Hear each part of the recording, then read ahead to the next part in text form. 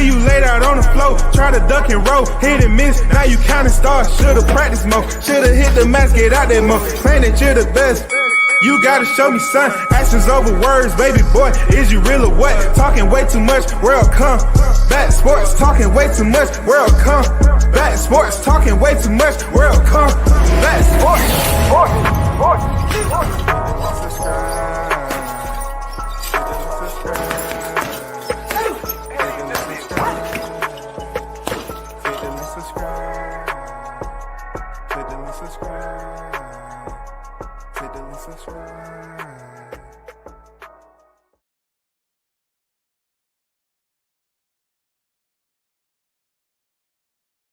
Yo, big shout out to the hottest chat in the MF and Game, A-Side official. No negotiation needed, period. You already know. We back with another one. Of course, you're looking at it, Hitchins versus Kambosos. Team clash yesterday at the presser. I'm going to talk about it. Turkey 18 by 18 ring size. Will it work? Santos fires Lewkowicz.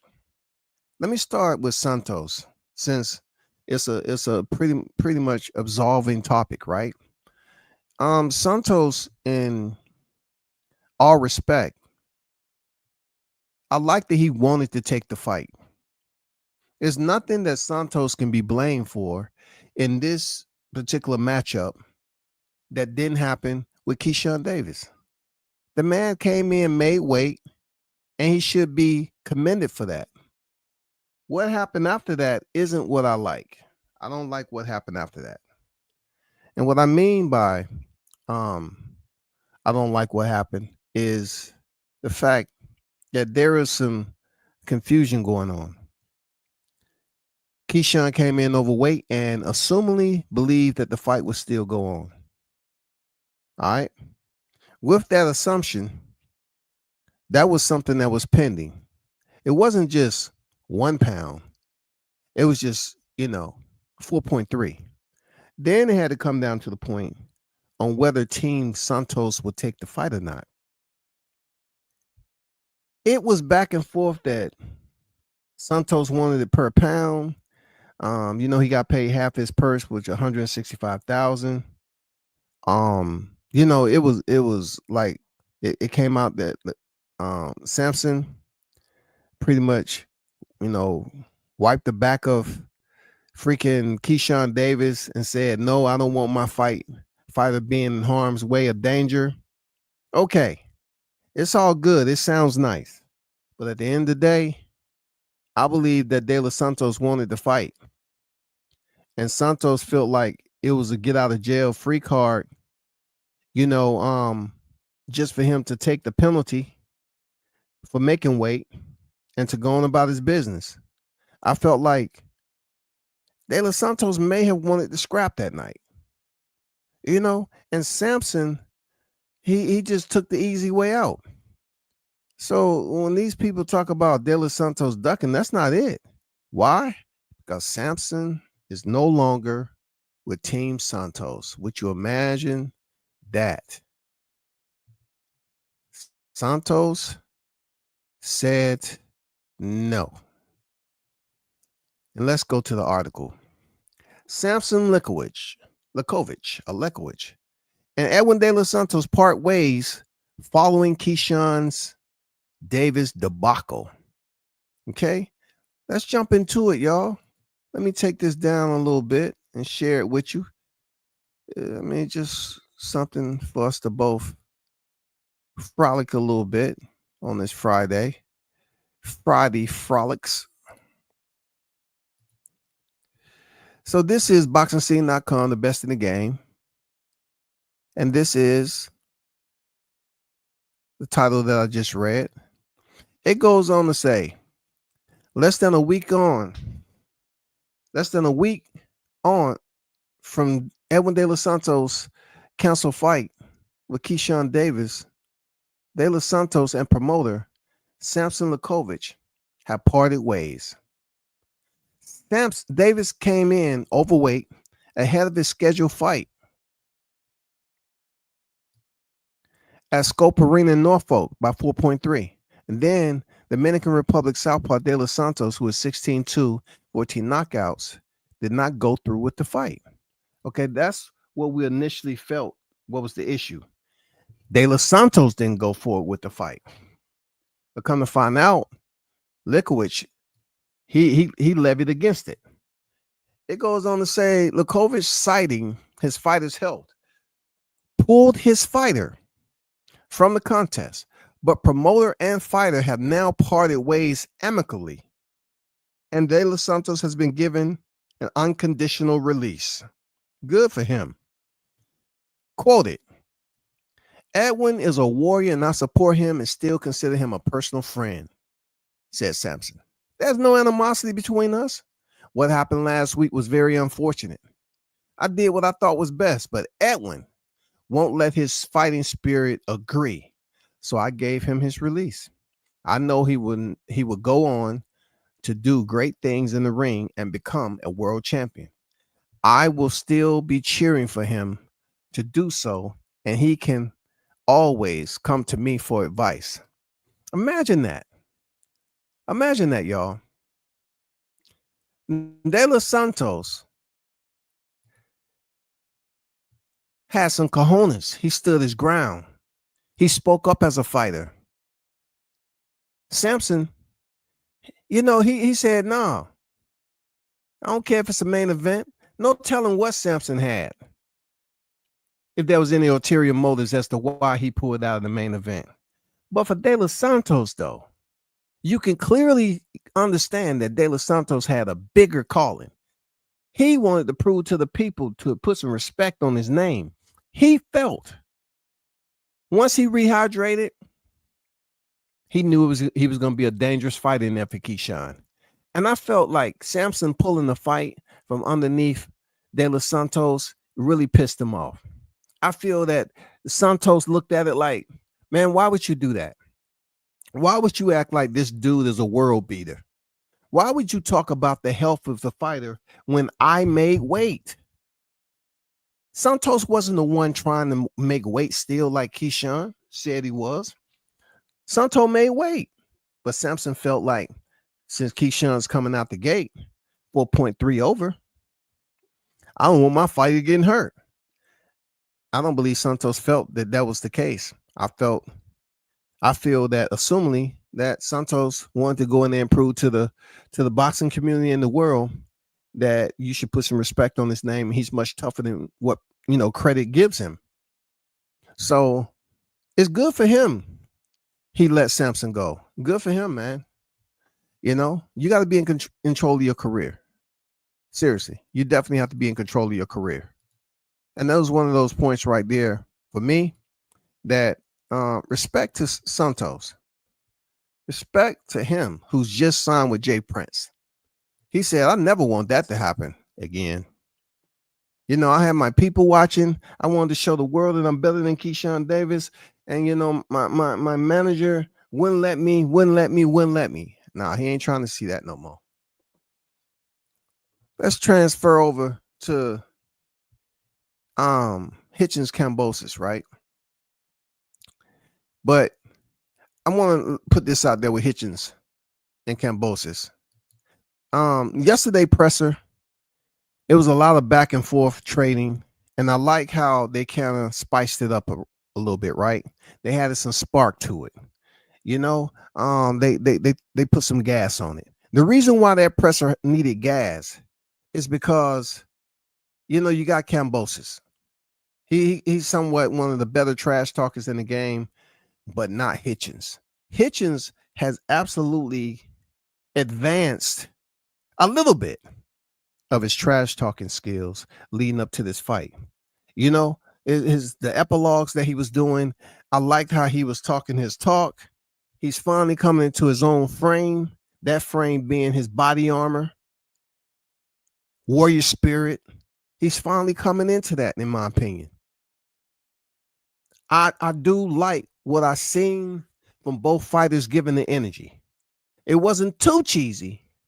I mean, we seen Hitchins' freaking trainer get popped in, with a right hand in the jaw, and then he wanted to go grab a chair. I mean, it must have hurt Because any man go pick up an object out the man popped him in the face. You know what I'm saying? I mean, to each his own. But this the only cheesy part I thought. And Richardson Hitchins. Just pay attention. A man grabbing 50 bands out of a purse and walking over to a fighter who has made more money in his career than you, in my opinion, was cheddar cheese. Cheddar cheesy, cheddar cheese. You know, it didn't really boost up. You know, we black fighters have to stop throwing money around like that, man. Come on, man. Like, we saw Chris Colbert with the 50, the 50 stack freaking bet and lost horribly. We see Hitchins taking 50 out of a purse to a fighter who's made a tremendously a higher amount of money per purse than Hitchins. And so to give, to present 50 grand is like putting a limit on yourself in front of somebody like Kambosos. And Kambosos, man, I like what he did. He just got up and he shoved him. Because it's pretty much to say, man, get out my face with that. You trying to push 50 grand in my face, man? Get out of here, bro. I've made way more money than you in my career. And you're posting up 50 grand. It's kind of laughable to Kambosos. But that's the only part I felt that Hitchins kind of dropped the ball. Now, for him to just sell the fight as much as he possibly could, I got it. I did. I understood why he was doing what he was doing. Primarily, he was trying to cuss everybody out.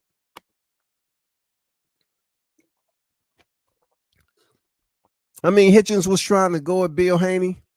Hey, Bill is always on the creep. That mug is in the shadows, out the shadows, on top of the hill, at the bottom of the hill, in the clouds, off the clouds. I mean, it was funny. The Bill's out there. He recognized Bill Haney out there, and then he started talking to him and saying what he had to say. And then, he didn't lose it. Like, it wasn't Keyshawn crashing out. It was just him trying to sell the fight. I didn't feel that he was trying to emulate Keyshawn crashing out just to sell the fight. I felt that he crashed out just enough to the point where it wasn't overly cheesy. Just him taking the 50 grand out to a fighter who's made more money than you in their career.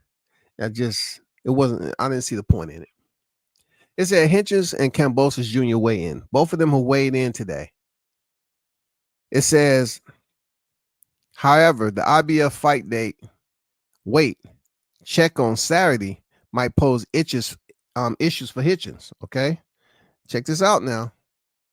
As he looked completely drained today, you could tell from looking at him that he should be fighting in the 147-pound division. If he's not 100% on Saturday night, he could lose to Kambosos, who looks strong today. Now, we just had a situation where WCS talked about Jaron Ennis having that weight check on Saturday because he was the IBF champion. I mentioned that. The reason why I mentioned it was I felt that Jaron Ennis, one of his weaknesses was that IBF rehydration stipulation. And the fact that he's a big 147-pounder, and that may be the reason why he's not powering through his fights. He has to take time off. And I always felt like it was the IBF rehydration restriction. That's all. And a lot of people are paying more attention to the IBF on whether they want to pursue the IBF championship or not. Go figure. Hitchins, he experienced it. It sucks. It sucks. He said IBF fight date weight check on Saturday.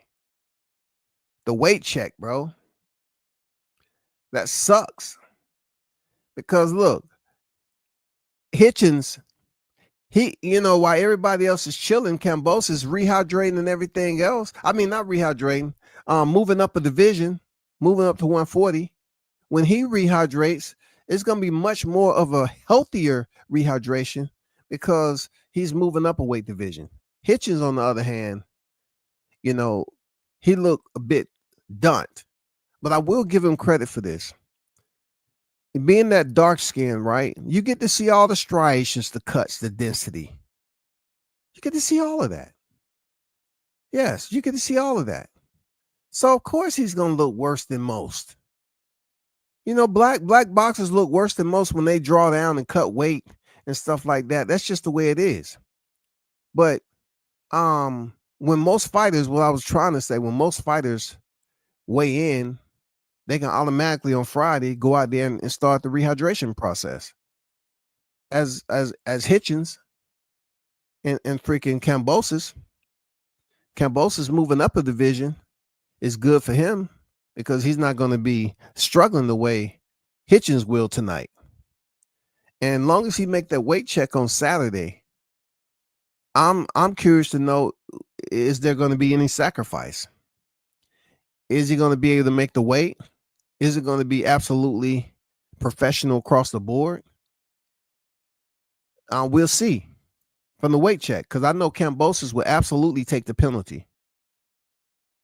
I know very well it's a monetary penalty for every weight, every pound that you're over. So I don't want Hitchins to get stripped, first of all. I don't want him to get stripped like that because we're going to have too many black fighters, in my opinion, that's being stripped of the titles for missing weight. I'm not saying it's all black fighters, but I know people make a big deal when the Tanks, the Shakurs, the Keishans, if Hitchin missed weight, it's just more for them to talk about. I want to keep it on the fight. I want to keep it on his title defense. I want to just keep it on something that's a bit more healthier than what we've been going through post Keyshawn Davis fallout. I want to keep it on something that we can hit the freaking airways or the spaces or YouTube and talk about how the fight went down. It goes on to say the weight for Richardson Hitchins was 140 versus George Kambosos 139.4. Now, that's pretty much what they was talking about as far as his weight check tomorrow. He weighed in at 140, y'all. So it's highly possible that Hitchins, may have to work out just a little bit more. You know what I'm saying? To be safe and sure that he can come in at 140, or he's gonna come over and just take the penalty. I don't know. I don't want to prognosticate the dark side, the gray area. Andy Cruz came in at 135, and Mishiro came in at 134.6. Shout out to Andy Cruz, man. He's on the radar. It goes on to say in the co-feature lightweight contender, Andy Cruz 5-0, 2 knockouts. They weighed in. 2020 Olympic gold medalist is the favorite. Tomorrow night, I'm going to win. He makes a lot of mistakes, and I'm pretty sure he's going to be aggressive. I'm going to pick him apart. Hopefully, I get him out of there, said Hitchins to the Zone Boxing after weighing in. So, do y'all believe that, Kambosos, that Hitchins has a enough, being he has this IBF restriction, does he have enough to go over there and get Kambosos up out of there like Lomachenko did? Does he have it? Does he have what it takes? I'm not looking for a knockout. I'm not really going out here predicting a knockout from Hitchins. The reason being is that this man, Kambosos, has only been stopped once. He's been in there twice with Devin Haney. He had his share. Selby, Mickey Bay, Teofimo Lopez, both of those fighters exchanging knockdowns. I just don't see Hitchins doing it. The knockdown. It sounds good, but no. So I'll briefly go through Kambosos' aggressive fight strategy. It says Kambosos has to fight aggressively for him to have any chance winning because he's not going to outbox Hitchins. He's got to make this a dog fight, make it physical, and not let Hitchins use the ring to pop shot. He's a single punch fighter in the Mayweather mold. It's effective but boring to watch. Richardson has the Shakur-esque 3-step pull back that he employs. Quote, you got 2 world-class operators fired up for the fight tomorrow night. Richardson Hitchins has a chance to stake his claim as an American superstar in boxing and to put himself on the level of Devin, Tank, and Shakur, said promoter Eddie Hearn. And if you don't know who those individuals are, you know, those are all stars in professional boxing. Devin being a former undisputed lightweight world champion, and that's reigning defending. He was able to defend that. Also, Tank is a 3-division world champion in his own right. The money man, pay-per-view star. You got Shakur, who's a 3-weight world champion, unified at 130. Yes, you know, both grandiose fighters. It says a victory for Hitchins would not make him a superstar. Hearn is getting a little carried away. If Hitchins does win, it's likely going to be in the same fashion he did in his last fight against Liam Paro. By boxing for 12 rounds, it won't be thrilling stuff. Kambosos' 2-division world championship ambition. You've got George Kambosos trying to make history as 2-division world champion. It's at the same venue that he dethroned Teofimo Lopez, continued Hearn. Richardson has the opportunity tomorrow to really make a statement to the world back home, but he's up against rugged dog in Kambosos. You're going to get a beautiful crossroads fight between Kambosos and Hitchins. George wants Richardson to stand and fight, said Eddie Hearn. George is a very determined and smart guy. He wants Richardson to stand and fight. I know Richardson is the favorite. And this is what I have to say about this. There's some photos of the weigh-in. You know, Hitchins is very cut. And he does look like the more bigger fighter than Kambosos. Real talk. But Kambosos is experienced. Absolutely. Kambosos is experienced. But what I will say about Hitchins, they're right. He does somewhat remediate the same punch, which is fundamentally sound. Like, depending on who's in your freaking focus group when it comes to boxing topics, yeah, you do have it where you can say to yourself that Hitchins does fundamentally execute those combinations repeatedly, over and over again. Drill it. That's what he does. Let's see will old Kambosos be able to crack the Hitchison code. Hitchins has been in there with some top names and do not get the victory. Will it be a shakeup tomorrow? Will it? Will it be a shakeup? A lot of people thinking this may be a shakeup. I don't want Hitchins to go out based off one freaking fight, man. One fight in defense of his title and loses the belt due to your check-in, failing your check-in. Not only that, I just want the man to go in there and be able to defend your title, and then if you're moving up to 147, then do so. I don't know.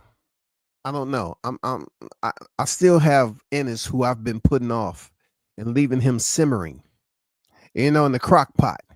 I still haven't really talked about it because I want to talk about this. Let's get to Turki a la carte. Turki has been understanding how things actually work in the sport of boxing. And also he's understanding that, if you choose to play, next to the stove, things might get a little bit uncomfortable. For Turki Al-Sheikh, he's finding out that certain individuals that he put trust in played him. Okay. If you're going to present the numbers to these fighters, they're human, first of all, they're Turki. You present them with a handsome sum of a purse. Very, very nice, especially if it's the most they ever got paid. And you expect them to go in there and leave it all on the line. And you have to really analyze what fighters are you expecting this from. So we can look at Canelo Alvarez, William Skull. Is that one of the fights? Because I sent on X. I want to know, did one fight influence you to say, I ain't no Tom and Jerry? What fight influenced you? Was it a fight on the fight card in Times Square?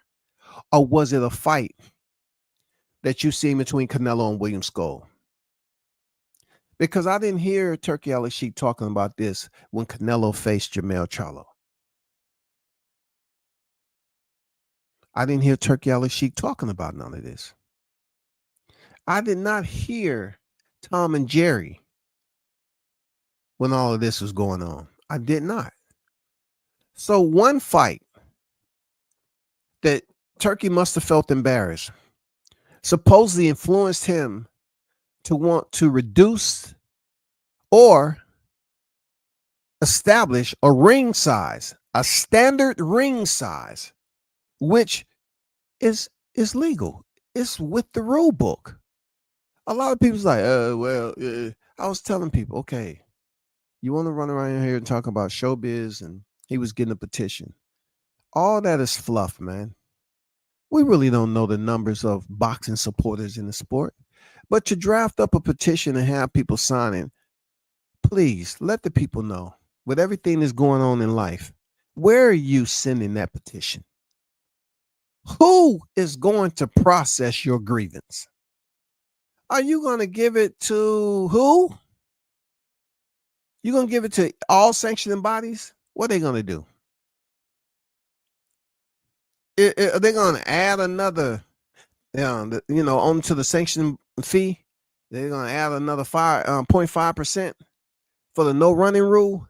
If they deem that you was running, instead of you paying 3%, you're going to have to pay 3.5%. Come on, bro. Where does it come to a understanding to say for Turki Al-Sheikh that the art of combat in boxing, the ring size is that for a reason? Now, if you want to clean it up and reduce the amount of inactivity while a fighter is trying to figure his opponent out, whether it be defensively or offensively, if you are trying to reduce the landscape,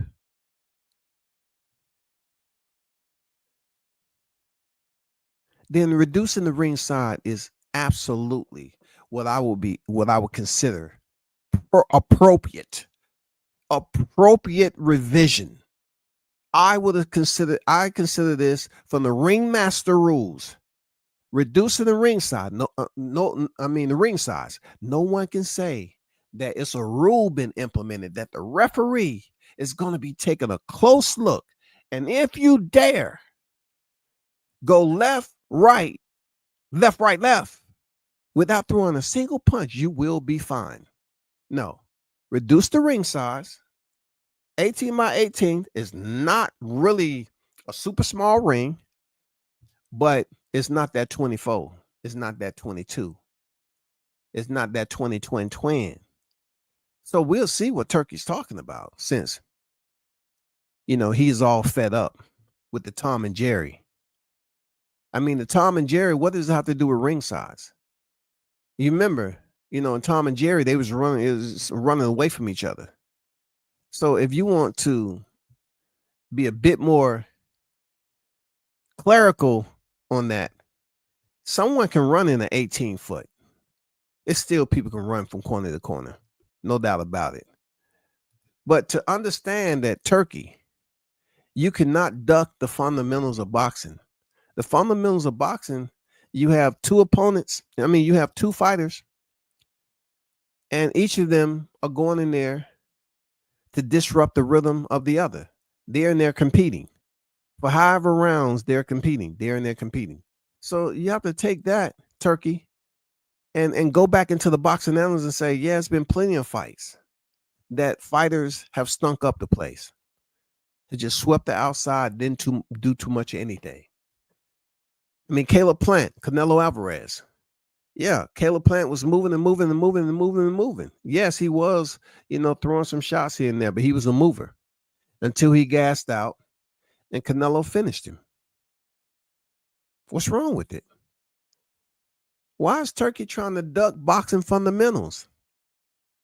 Boxers are taught in training to move, to use your feet. How are you going to now say the very same two limbs that can constitute a knockdown? Because any other part of your body that touches the ground other than the soles of your feet is considered a knockdown, right? So you're going to attempt to put restrictions on a fighter because they're doing too much moving? How does that work again? That doesn't make clear, concise sense that you want something to be done about a fighter moving. Well, that's Turkey is making changes on the go. And, like I tell people all the time, when you're the financier, like Turkey Al-Sheikh is, he's doing it his way. He's doing it his way and his way only. Shout out to Mr. Gumbo, a.k.a. Hot Grease in the building. What it do, Gumbo?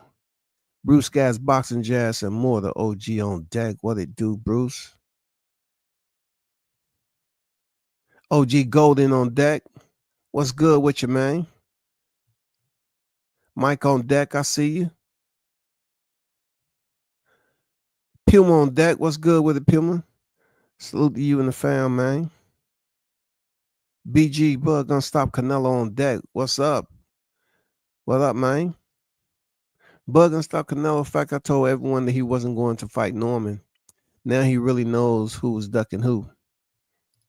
It's a good point. Why no one talking about how Melo was running when he fought Canelo?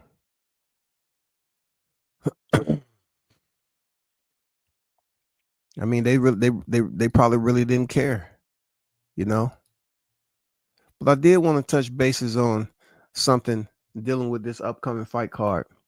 I don't know for sure what the ring size is going to be with Dana White, and everything, but one thing I know for a fact is that they really haven't went through the extreme over there at any of these venues. You know what I'm saying? Any of these MMA venues to basically put these fighters into almost like a holding cell. Like the octagon is about 30 feet. You know what I'm saying? The octagon is like 30 feet. So I hear people trying to assume that TKO Boxing Promotion is going to come in there with a super small ring to prevent Crawford from doing it. To be honest, I really don't care what ring size they come in with. I'm just sure that Crawford's going to be able to handle it either way. But to get to my point, I don't think Dana is going to institute a new ring size, a smaller ring size. I'm sure that's already been signed off. So if it's going to be a 20-footer or whatever, I still feel that, it's going to be beneficial to both fighters based off every accolade that they've earned up to this point and their skill set. So those of you that's going on here saying that Dana is going to do this and come over there, the cage is 30 foot. So why would he wear that? Why would he be upset about boxing ring size just because it's Canelo and Crawford and they believe it might be some running? No, that fight is not going to be any running, bro. This is not going to be a Jermell Charlo Canelo Alvarez. It's not going to happen. It's not going to happen, yo.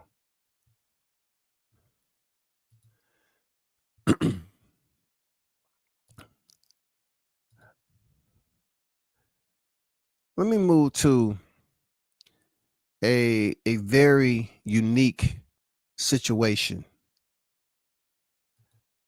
Not to mention that I said this several times before, that Boots is not going to unify the welterweight division. I put it out there, man. You know, it is what it is. I put it out there. I say Boots is not unifying the division.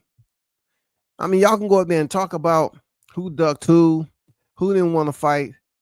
Clearly, it's been said that Boots was a big 147-pounder. I also put out there that I just can't see him stand at the division for the length of 2025 into 26, as big as he is. He gave you the face card. I was telling you that this dude did not look that well being at 147, primarily based off the IBF rehydration stipulation, right? Then turn around when he finally fights Baranchek, he looks much better against a Baranchek. I mean, not a Baranchek, a Stantionis.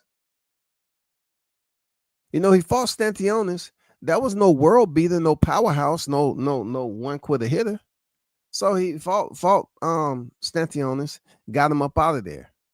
But I said before then that the IBF clause may be hindering Jaron Ennis from pretty much stepping on the gas throughout the fight. Also, I mentioned that due to how his weight was looking, and people always want to say, oh, Ennis looked bad, Ennis looked bad. Of course, he's a big welterweight. This man is going on 28 years of age, I believe. I mean, you're growing right now. You get into your 30s. You can't continue to make this lower weight unless your body really hasn't started to, the metabolism and everything really haven't started to change. So he showed you his face card after he finished with the Karen fight. Didn't he say what his face card was? Seriously, didn't he tell you? He tried to give you the pity party, and he put it out there that maybe I need to go to 154, and this, that, and the other. He showed his face card, man. You know? And then he gets the opportunity to fight Stantionis. Cool for him.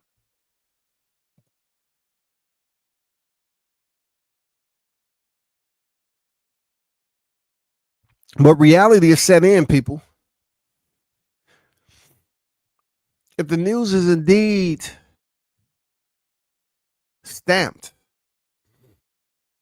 Ennis is moving to 154 pounds, which tells me they knew about this a while ago.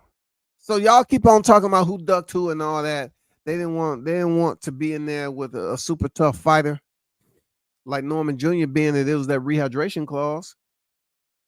Look, even though the rehydration clause would not be in effect with him and Norman, it would have been one of those situations. Do Ennis clearly believe that he feels the way he should, cutting down to 147 and stepping in there with a fighter who's much younger than him too? Norman is much younger than Boots. So for Boots to keep on saying he was going to unify for undisputed, no. You know what I'm saying? When he said he wanted to be undisputed in 4 divisions on Ariel Helwani's show, the MMA Hour, okay, I said, all right, cool. How many names you got to fight for that? I just need 2 names. I was like, what? What are you talking about? You only need to fight 2 names. Okay. So the news is he's heading 154. We want to know who is going to be his opponent stepping into the ring. Everybody talk about, you know, these fighters being the best. So when Crawford move up a division, he have a championship fight, right? I'm curious to know if Boots is going to get a championship fight. I want to see the brothers excel up there for real. I want to see Boots continue what his momentum is from fighting Stantionis, and take that up to 154. I want to see him continue to shine. He got the frame, he got the skills to shine up there 154 pounds. He does. You all that choose to keep on talking about the same thing with him and Norman, that's over. I mean, y'all need to stop talking about somebody was ducking. That's over, bro. I mean, even Senior said once they finished with Jen Sasaki, they was gonna call Boots out. I guess they ain't gonna wait till then. They said, I'm getting a little bit too close. I know 19th is next week, but it's getting a little bit too close. We need to go ahead and let the bag, all the air out the bag, man. Let it out. My thing is, who is he gonna fight first? If the old man can do it right, I'm pretty sure the young lions can do it. What they say, the young bulls can go up there and do it. The young bulls can go up there and have a championship fight right off the rip. Who's it gonna be? Who y'all think it's gonna be? I mean, we see the man do it. I mean, is Boots gonna have a championship fight right out the gate at 154? Yet to be seen. That stuff yet to be seen. But I'll tell you this, it's good to know that he's gonna go up to a healthier division to make that weight. Also, shout out to Jahad Tucker that has a fight card coming up with Lorenzo Simpson. It's a lot of trash talking going back with them, but they fight June 21st. They will be basically touching gloves next weekend. But what I don't want to happen, I just hope everything goes well with those two fighters in their team, and we don't have anything that happened over there in Norfolk, because I know both teams on about the dumb stuff. So I just want to see it go in there and see a good fight between Jahad Tucker, who in my opinion is one of the most entertaining fighters in the sport, going in there against Lorenzo Simpson. Both fighters understood that their check is going to be made in the ring.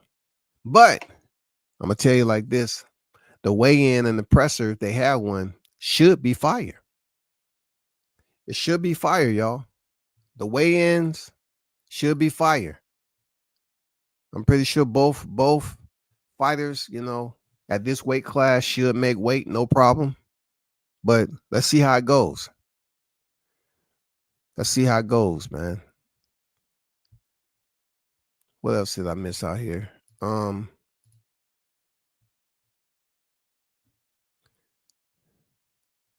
Yeah, I still like how the whole situation is playing out with September. I like how they're organizing everything and putting the word out there. I like it. It's shaping up real nice. Seriously, it's shaping up real nice. Can't complain. But as I always say, shout out to the hottest chat in the MF game, man. Salute to y'all. Continue to support. I appreciate you. Till next time, I'm out.